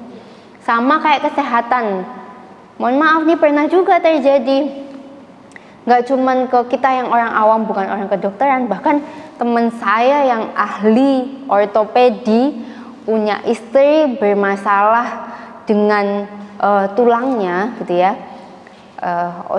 Teman saya itu ahli paru gitu ya, ahli spesialis paru, istrinya bermasalah dengan tulangnya kan gitu ya. Akhirnya sampai di operasi, ternyata tulang belakangnya bukan membaik, malah jadi lumpuh. Akhirnya setelah lumpuh itu dia pergi ke beberapa tempat sampai ke Singapura untuk membuktikan ternyata tindakan yang dilakukan oleh ahli atau spesialis ortopedi langganannya itu salah. Dan akhirnya apa? Sekarang si dokter ortopedi itu terancam karena yang dioperasi juga suaminya adalah dokter juga spesialis. Itu terjadi loh sama orang yang sama-sama di dunia kedokteran. Apalagi kita orang awam. Makanya kalau mohon maaf, kalau bapak ibu punya penyakit nih harus dioperasi kata satu dokter, coba dulu pergi ke tempat lain. Kecuali memang hasilnya sama, diagnosanya sama, bahwa itu harus dioperasi, nggak ada jalan lain gitu ya. Dan harus misalkan pasang pennya harus seperti ini, harus detail. Karena kalau spesialis itu pasti detail kok bapak ibu. Bapak ibu tuh bayar mahal kok kalau pergi ke spesialis. Jadi nggak perlu takut untuk detail nanya. Sama seperti ini, jangan datang ke satu advokat terus kemudian langsung menyimpulkan gitu loh. Kalau memang bapak ibu merasa kurang yakin, pokoknya be smart deh, hati-hati. Sekarang tuh nggak banyak orang yang menjalankan profesinya tuh dengan hati, gitu ya. Saya nggak bilang saya keren banget gitu, baik banget, enggak. Cuman maksud saya, ya kita sewajarnya lah, supaya kita juga dapat rezeki, dapat uang tuh berkah gitu aja ya. Jadi berkah, jadi berkat gitu ya. Itu aja sih kalau menurut saya ya. Jadi intinya ini adalah pelajaran hari ini bahwa value-nya adalah trust nobody. Jadi jangan percaya sama satu orang. Walaupun sebenarnya kalau bisnis itu kita harus trust dulu ya. Karena bisnis itu tercipta dari kepercayaan. Tetapi kita harus tetap berhati-hati gitu ya. Kita harus berhati-hati. Itu sebabnya saya selalu lucu, saya selalu katakan di kelas, seberapa besar ibu tuh nggak percaya sama orang. Pernah saya ditanya sama mahasiswa S2 saya, ya saya nggak percaya sama orang seutuhnya, tapi saya menjaga-jaga. Bahkan saya dengan suami saya saja ada perjanjian pranikah misalnya. Mungkin bagi orang aneh ada perjanjian pranikah, tapi itu kami lakukan. Kenapa? Bukan kami menjanjikan sesuatu itu untuk terjadi hal yang buruk, tetapi untuk sama-sama preventif. Bahwa kita punya perjanjian loh yang harus ditaati. Kalau kita ngomong kita sama-sama punya perjanjian, kita sama Tuhan, kita sama-sama akad di depan penghulu, di depan Tuhan, terus kita sama-sama misalkan sama-sama pemberkatan di depan pendeta misal, ya itu udah hubungan personal kan. Tapi kalau kita sebagai manusia dengan manusia ada perjanjian yang mengatur kita, biasanya secara alamiah atau secara organik manusia tuh akan lebih berhati-hati ya. Lebih ke hal-hal seperti itu aja lah Bapak Ibu. Jadi sebenarnya intinya dari malam ini HKI atau hak kekayaan intelektual, value yang ingin saya ajarkan bahwa Bapak Ibu harus berhati-hati mencari second opinion dalam setiap apapun case dalam hidup. Sama seperti kita mau beli barang gitu kan, kita melakukan perbandingan gitu ya. Kita terbiasa, sarjana hukum itu nantinya terbentuk nggak boleh jadi orang yang buru-buru. Jadi kalau biasanya kita tuh jadi orang yang, contoh, kalau kita belanja aja nih, kita kan jadi orang yang impulsif. gitu kan, kita impulsif, wah kita kayaknya harus cepet-cepet beli. Padahal kadang-kadang ini mungkin untuk ibu-ibu nih ya yang ada di kelas ini 3, 4 sama saya 5 gitu ya. Itu kan kita kalau mau beli barang tuh sampai kepikiran banget gitu ya, dan seolah-olah kita harus beli. Padahal kita harus tanya lagi, pada saat kita ngeliat barang online gitu ya, kita tutup laptop kita 2 minggu ke depan, kalau kita nggak ingat berarti sebenarnya kita nggak butuh-butuh amat. Nah hukum tuh mengajarkan kita kayak gitu, mengajarkan kita tuh nggak impulsif, nggak terburu-buru. Hukum itu mengajarkan kita juga untuk punya value yang lebih cerdas. Jadi kalau kita mau membeli sesuatu, kita membandingkan tuh apa, nggak cuma harga tapi sesuai kebutuhan kita. Sama ketika kita mencari advokat gitu kan ya, kita butuh jasa hukum, kita cari dokter, kita butuh opini dari dokter lain supaya apa? Supaya kita tidak terburu-buru, kecuali dalam hal-hal yang sifatnya urgent. Misal ada orang batuk-batuk, ternyata pneumonia tuh kalau nggak segera dikasih obat penanganan yang tepat selama 7 hari, orang bisa meninggal karena itu infeksi yang ada di dalam paru. Misal, atau orang udah kecelakaan, nauzubillah gitu ya, tiba-tiba family kita kecelakaan, udah sesek-sesek payah, terus kita masih mau cari second opinion, kan nggak mungkin ya.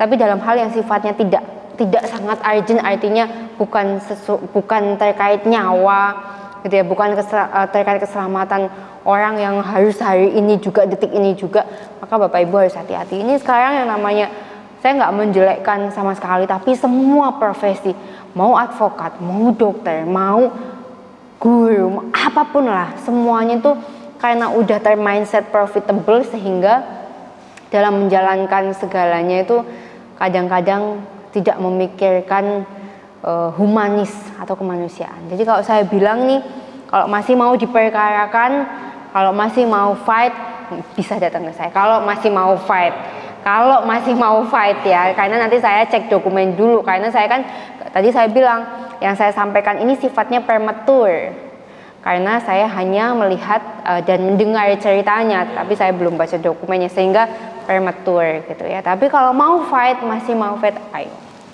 Kalau saya sih gitu aja. Iya, sama-sama. Sampai sini ada pertanyaan lagi? Lumayan ya, 9 orang datang lah, setengahnya. Bu, emang ada aturan untuk pemerintah kan suruh tatap muka, Bu. Emang kalau misalnya dari aturan kampus sendiri, misalnya atau kesepakatan dosen dan mahasiswa untuk online, tidak diperbolehkan? Gini, kan jadi kita tuh selalu sebagai orang hukum tuh kita harus melihat aturan tertinggi gitu ya. Jadi karena dikti itu sudah menyampaikan bahwa sekarang itu sudah bisa tatap muka gitu ya. Sebenarnya kalau di dikti sendiri itu masih bisa blended, tapi kebijakan di fakultas kan jadi ada peraturan yang lebih tinggi, ada yang sifatnya juga lex specialis. Lex specialis itu apa? Yang membuat kampus itu sendiri. Nah, peraturan di kampus untuk S1 nih tatap muka. Kenapa tatap muka? Karena dari hasil, bukan penelitian apa ya, hasil dari review selama 2 tahun sering online itu mahasiswa, mohon maaf, kurang bisa memahami, kecuali di tataran S2 dan S3. Karena memang kalau S1 itu kan saya nggak bisa samakan seperti kelas ini yang udah bisa nanya A, B, C, D sampai Z. Kalau yang mohon maaf, kalau yang masih anak baru banget nih, anak lulus SMA, jadi mahasiswa fakultas hukum, masih mindset anak SMA, masuklah kelas Zoom. Hancur Bapak Ibu. Saya itu sampai geleng-geleng kalau ngoreksi gitu ya. Kalau apa kayak gitu, waduh nilainya 45, mau kasih nilai apa, kan kayak gitu ya. Nah, jadi dari hasil itu akhirnya diseragamkan untuk yang S1 itu harus tatap muka. Nah, nanti dilihat lagi, ini pun kita masih exercise karena sebetulnya dari dikti masih boleh blended.